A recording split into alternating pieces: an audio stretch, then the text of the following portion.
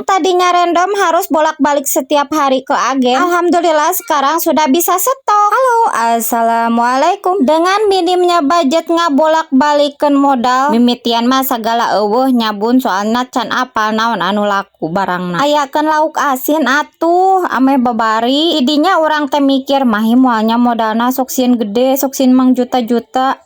Dengan bismillah, dengan keyakinan bari lohor-lohor acan ka pasarna oge. PDW jeung bapak budak indit ka pasar mawa duit teh baraha 300.000. Alhamdulillah cekap oge tina 300.000 eta kapeser genep rupi lauk asin sareng sambelna berikut sareng lalabanana. Biasa pemula mah loba kasieun saeutik-saeutik we barang beuli teh saparapat tina macam-macam rupa. Tidinya lauk asin inisiatif di kantongan nu penting aya batian. Anu awal mulana iseng-iseng alhamdulillah laku oge nya. Ternyata memulai usaha itu teu kudu ge nuan gede modal, nu penting niatna heula bari urang narikrik jeung yakin insyaallah ngajuru. Najan warungna ngajajar oge alhamdulillah nu ngaranna rezeki mah sudah tertakar dan tidak akan tertukar. Sok anu masih maju mundur hayang usaha leuletikan ulah ponok hareup niatan bismillahirrohmanirrohim piraku eueuh milik rezekina. Ulah loba pikiran kudu neangan modal mang juta-juta kudu ka mananya